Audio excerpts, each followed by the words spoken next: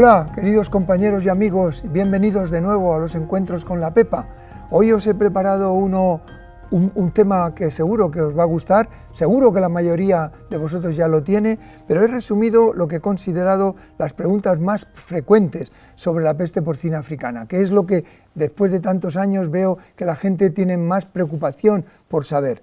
Y por eso hoy vamos a hacer un encuentro en el que la agenda que os he preparado es esta: a quiénes afecta el virus de la peste porcina, por qué es tan complicada el virus de la peste porcina, por qué nos está costando tanto tener una vacuna, cuáles son sus rutas de transmisión y sus rutas de resistencia, cuáles son las mejores herramientas para protegernos, cómo podemos valorar la bioseguridad en nuestra granja, saber si realmente tenemos todo lo necesario para protegernos de un ataque de africana, qué tipo de errores son los más frecuentes que se producen cuando se lucha contra esta enfermedad y cómo resolver un foco y volver a la normalidad lo antes posible. Vamos a empezar con lo primero: cuáles son los animales susceptibles de la peste porcina africana. Como sabéis, los hospedadores de este virus son los domésticos, los cerdos domésticos, los cerdos salvajes, como los jabalíes y las variantes de jabalí, y estos dos particulares, el facochero y el bush pigs, son animales silvestres, africanos, que además tienen la peculiaridad de infectarse con muy poca cantidad de virus, son como un poco tolerantes, como sabéis.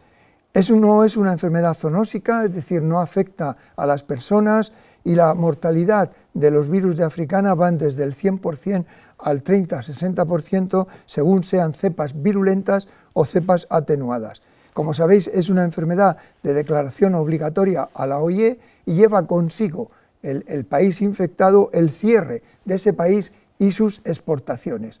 Algunos de vosotros os preguntaréis por qué, si es una enfermedad no zoonósica, si no tiene impacto para las personas, por qué tenemos que cerrar los países y por qué no dejamos comercializar una carne que a la especie humana no le produce un problema. Bueno, la respuesta es porque el virus se mantiene en la carne infectada y en los productos rehechos con carne infectada por largo tiempo, y a través de eso se puede infectar otros países. Entonces, para evitar que los países infectados no infecten a otros, es por lo que se cierran los países. Como os decía, el problema principal que siempre tenéis que fijaros es si en vuestros países tenéis vida silvestre compatible con africana y garrapatas blandas, porque esos son dos factores de riesgo que los tenéis que incorporar inmediatamente a vuestro nivel de riesgo, en vuestro estudio de riesgo. Vamos a la siguiente pregunta: ¿por qué es tan complicado tener una vacuna en africana?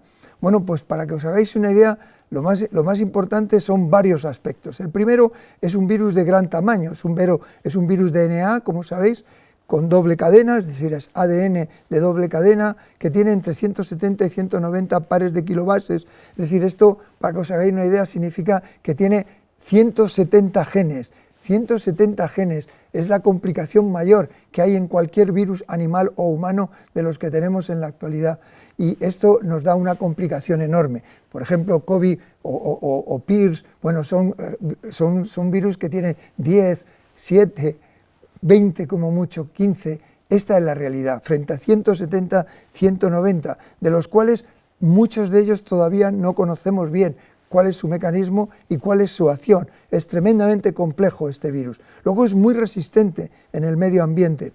Tiene además enorme variabilidad genética. Eso significa que una cepa puede variar tanto que una respuesta inmune de un animal que se protege contra esa cepa a lo mejor no protege contra otras. Esto es lo que significa variabilidad genética, lo cual es muy, muy problemático. Por otra parte, no produce anticuerpos neutralizantes, como el 90 y tantos % de los virus, y que es la clave, como sabéis, para producir vacunas. En este no hay anticuerpos neutralizantes. Eso significa que todos los ensayos de protección o de estudio los tenemos que hacer in vivo, tenemos que hacerlo en el propio animal, y por eso lleva tanto el estudio de estas vacunas.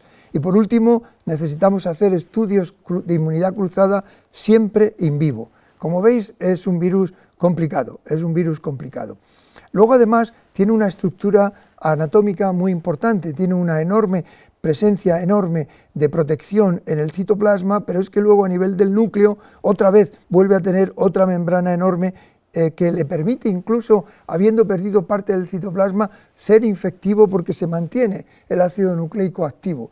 Es decir, es un virus con una enorme mecanismos de protección. Los mecanismos de transmisión, que es la otra pregunta que quería haceros, recordaros que es fundamentalmente por vía indirecta la entrada en los países nuevos. Es decir, generalmente los países que reciben una enfermedad no lo reciben por infección de animales. Luego, cuando ya está el país infectado, es uno de los mecanismos más importantes, pero generalmente es por entrada de productos contaminados. Por eso os decía que es tan importante, pero es que dura mucho el virus en estos alimentos, o también por transporte contaminado. Esta es otra de las posibilidades. Una vez que ha entrado en un país, por supuesto hay ya transmisión tanto directa, de doméstico a salvaje o de jabalí a doméstico, también a través de garrapatas que se pueden infectar de ellos y vuelven a infectarlo, por carne, por productos producidos con carne de porcino infectada, que aparecen en aeropuertos, en puertos, etcétera, por camiones que haya quedado alguna partícula de sangre en el camión y no haya sido desinfectado, por las botas de entrar en zonas infectadas. Daros cuenta que una gota de sangre, solo una gota, tiene más de 3.000 copias del virus activo. Es decir, imaginaros la capacidad tan enorme que tiene de transmisión. Y por supuesto, acordaros, hay dos tipos de garrapatas, la Erraticus y la Mubata. La sangre es uno de los factores fundamentales, de ahí que cuando un país está infectado tenéis que llevar mucho cuidado con la caza, sobre todo porque jabalíes pueden estar infectados. La sangre es fundamental. A la hora de hacer una necrosia en vuestra granja, cuidado con la sangre, hacer las necrosias en un sitio que esté alejado, cuidado con las moscas, porque también, como sabéis, les atrae mucho la sangre y las heces, que suelen tener también sangre y llevan el virus de un lado a otro. Y también, por supuesto, en los productos alimenticios hechos con carne de cerdo infectado. ¿Cuáles son las principales rutas una vez que ya ha entrado en el país? En el país, como os digo, lo más frecuente es o bien por importación de animales infectados, que es rarísimo hoy día, o bien porque entren animales silvestres infectados, los jabalíes, de un país a otro. Esto en Europa lo estamos sufriendo muchísimo en este momento, pero en la granja los mecanismos de entrada son un tanto diferentes. En la granja es entrada de animales infectados porque se compran a otra granja o porque se transportan en un camión infectado, o la vida silvestre que entra en la granja, personal, trabajadores de la granja que vengan de visitar otra granja afectada con el mismo calzado, trabajadores de la granja que llevan alimento contaminado, es decir, alimento que ellos no saben está contaminado, pero que se ha hecho con animales contagiados, vehículos que hayan transportado y no hayan sido bien desinfectados, moscas, como os contaba antes, roedores, gatos, como mecánicos, reinfección después de un foco, es decir, que no se limpia adecuadamente una granja y no se pruebe que está desinfectada y se vuelva a meter animales. Esto es muy frecuente. Y enviar animales infectados al matadero es una locura, porque al final esa carne va a recircular en el país, pero esto es muy frecuente, países que no controlan los focos o que no los detectan y está entrando carne al matadero infectada. Esta es una situación también muy complicada. Como os decía, además es muy resistente en la naturaleza, en carcasas dura gran cantidad de semanas, en zonas frías puede estar incluso más de un año aguantando, en el agua se ve muchas veces en las zonas cercanas al agua por las heces de los animalitos infectados que vienen a beber agua y defecan aquí, es decir, está en la naturaleza de una zona infectada con gran frecuencia. En las carnes, como os decía, 4 grados puede estar hasta 110 días, a menos 20, más de 1000 días. En las carnes, en una granja no bien desinfectada puede estar más de un mes. Como veis, en sangre puede estar a 18 meses a 4 grados, es decir, es súper resistente por ese mecanismo que os he contado de doble defensa. ¿Cómo suele entrar el virus una vez que ha entrado en un país? En un país, cuando entra, normalmente se infecta o bien porque se dejan papeleras infectadas de producto en zonas donde hay jabalíes, por ejemplo, en zonas de picnic, en zonas de descanso, en zonas o turistas los llevan de un infectado a otro lado, es decir, siempre por alimento, o bien Esto, una vez que se han infectado los jabalíes, amplifican dentro de los jabalíes y después esos jabalíes normalmente entran en contacto con granjas. Una vez que una granja está infectada, la conexión entre granjas es mucho mayor y por ahí entra. También puede entrar mucho en las granjas de traspatio, porque los traspatios sí que utilizan mucho desperdicio de alimentos para alimentar los animales. Esos son los mecanismos fundamentales una vez que el virus ya está en vuestro país. En cuanto a los sitios más peligrosos, la combinación más peligrosa en un país infectado es la mezcla de jabalíes más producción en traspatio, porque esto es lo que mayor riesgo tiene. Es la combinación más peligrosa que hay en la difusión de la enfermedad. Luego deciros que hay medidas importantes para evitar la infección y circulación viral, sin duda la educación, la formación de los granjeros, por supuesto de los veterinarios, el entrenamiento, para que sean conscientes de cuál es el mecanismo por el que el virus les va a entrar, vehículos, calzado, productos alimenticios, etcétera, cadáveres que no están bien tapados, con las moscas, etc., etc.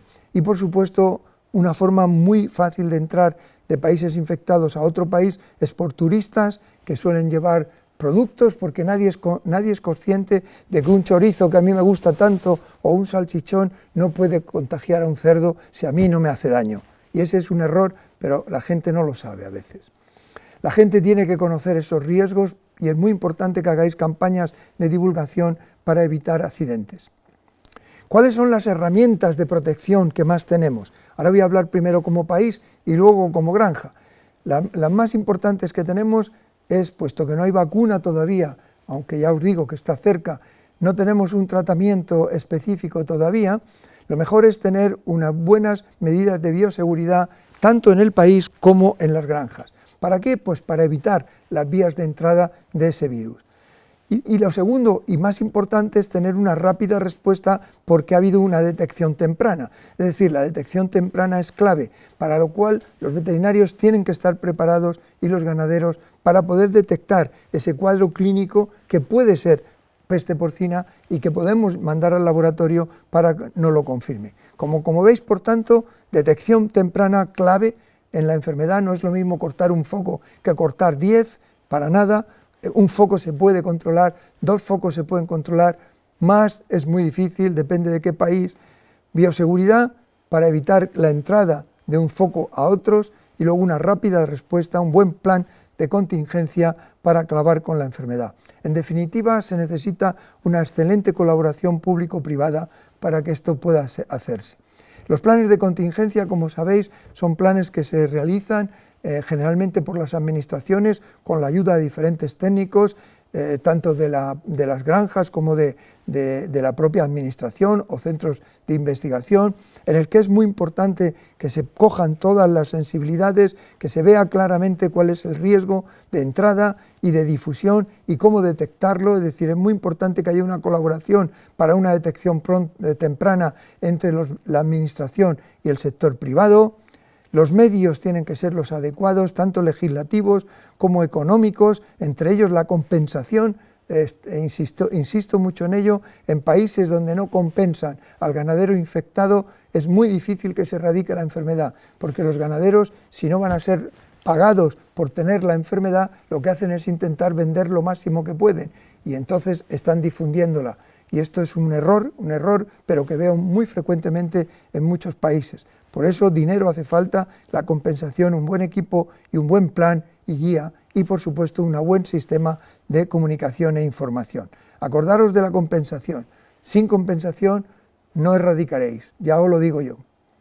En cuanto a la bioseguridad, es una de las herramientas mejores que tenemos, tanto en las granjas como en los mataderos, como en cualquiera de la cadena de producción de una enfermedad que afecta como esta a tantos sectores de la producción. Es vital la bioseguridad, sobre todo si además nuestras granjas están en zonas de jabalíes, en zonas de vida silvestre. Es muy peligroso porque van a entrar si no ponéis medidas adecuadas de seguridad, de doble barrera. En las granjas familiares y de traspatio el principal problema que se ve es que hay cero de bioseguridad y encima generalmente están alimentadas de residuos alimenticios, de familias, de restaurantes, etcétera. Además no reciben compensación, con lo cual hacen venta ilegal en cuanto es positivo. En las de alta bioseguridad, en algunos países tampoco reciben compensación, lo cual realmente es, ya os digo, es un error no pagar al ganadero que está afectado, y luego hay una reinfección con mucha facilidad porque en el momento que la tienen limpian, desinfectan, pero no hacen una desinfección y un control adecuado, de tal manera que se reinfectan con muchísima frecuencia. Esto estoy aburrido de verlo, no os podéis imaginar. Los vehículos, esta es otra cosa que no limpian y desinfectan adecuadamente después de cualquier carga. El vehículo del propietario piensa que como él es el dueño no se puede contaminar el vehículo y es uno de los que más contamina porque no lleva él cuidado con su propio vehículo. Es decir, son detalles que hay que cuidar. ¿Cómo podemos saber si la bioseguridad de vuestra granja ahora está bien o está mal? ¿Cómo podemos ahora definir, bueno, cómo podría yo ver si mi granja tiene buenas medidas de bioseguridad? Bueno, pues aquí os doy unos números, unos puntos importantes para lo que veáis. Si la tenéis localizada cerca de otra explotación próxima o zona de traspatio, sin duda estáis en riesgo. Es decir, sobre todo los de traspatio o un pueblo, porque va a haber mucho movimiento y este es un sitio peligroso. Luego ahí tenéis que incrementar la bioseguridad y aislar vuestra granja. La calidad de la construcción es fundamental. Si tenemos una que tiene este tipo de construcción en el que no podemos limpiar ni desinfectar, tampoco va bien vuestra bioseguridad. Si hay presencia de animales silvestres, tampoco. Llevar cuidado, no meteros a hacer una granja en zona de vida forestal, no hacerla donde vive en el hábitat del jabalí, porque antes o después os visitará. Vallas de separación y cerramiento de entrada es fundamental, tener los aparcamientos en el exterior, de tal forma que los coches nunca pasen a donde está la granja, tener un registro de movimientos de entrada y salida, qué ha pasado en los últimos 15 días en mi granja, a quién le he mandado yo en los últimos días, ayuda muchísimo a la hora de ver el origen de un foco y a dónde ha podido ir ese foco, es un tema muy importante. El registro de movimiento, yo os aconsejo que tengáis un libro de registro.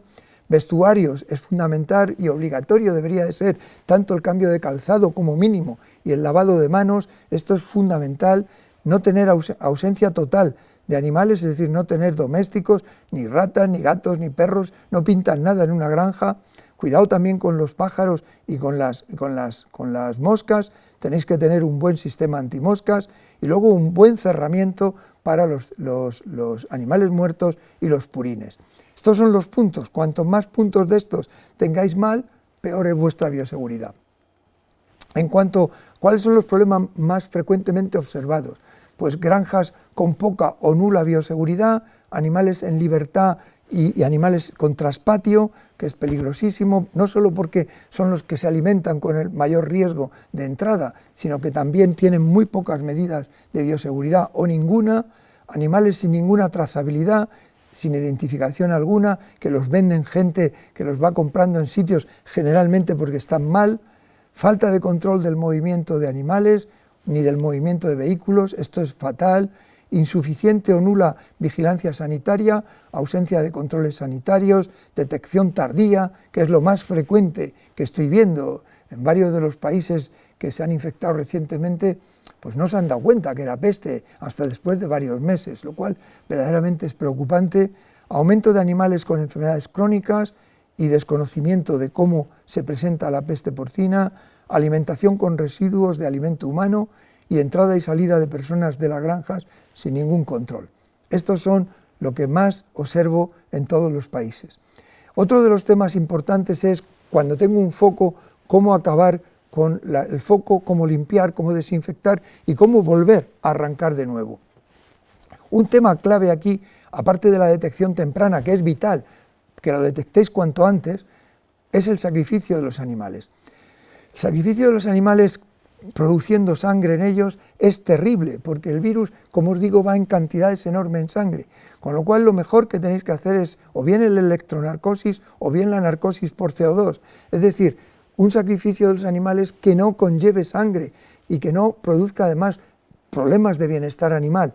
Esto es fundamental y es muy seguro, mucho más seguro. Esto es lo que yo os recomiendo. Y luego todos los residuos utilizarlos con rendering o enterrarlos en sitios que no tengan capacidad de difundir por agua la cantidad de material que estáis enterrando, porque luego ves que a través de ese enterramiento el agua va a un riachuelo y el riachuelo se encarga de repartir el virus. El enterramiento hay que llevar cuidado, el suelo tiene que ser impermeable o impermeabilizarlo de forma con plástico, de manera que realmente no pueda difundirse y estar bien preparado. En cuanto a cuánto se vuelve después de que una granja ha sido afectada, bueno, los sistemas que tenemos en general y que funcionan muy bien es cuando hemos limpiado y desinfectado perfectamente, es reintroducir animales centinelas, generalmente lechoncitos, que se puedan mover por toda la granja para poder ver si queda algún residuo de virus en ello. Eso lo hacemos detectando en los animalitos posible de anticuerpos o de virus, por PCR y por anticuerpos. También ahora tenemos unas esponjas que permiten tomar las muestras y ver si queda virus sin necesidad de tener los animales centinela, por lo menos pasar primero las esponjas para ver si quedan restos virales y una vez que todo es negativo, pasar los animales centinela. Cuando todo resulta negativo, dar permiso para que se repoble esa granja con el 10% de la población total de la granja, hacerle análisis a ese 10% y si definitivamente queda negativo, dar ya el permiso para que pueda producir al 100%. Aproximadamente toda esta operación que os acabo de resumir lleva unos 45 días. Menos de 45 días ya os adelanto que tendréis reinfección, porque no os daréis cuenta. Y nada más, amigos, espero que estas preguntas y la contestación que os he dado os haya sido de utilidad. Espero que realmente podáis seguir algunos de estos consejos y que os hagáis fuertes en resistir a la peste porcina africana. Y nada más, quiero dar las gracias al equipo que trabaja conmigo en esta preciosa enfermedad, pero complicada, como sabéis, a la universidad nuestra, a la Organización Mundial de Sanidad Animal y a la Unión Europea, porque nos ha financiado muchas de las investigaciones que hacemos sobre esta enfermedad. Y a todos vosotros, como no, por vuestro cariño de siempre y por estar conmigo un día más. Gracias, amigos, y desde España un abrazo muy fuerte. ¡Chao!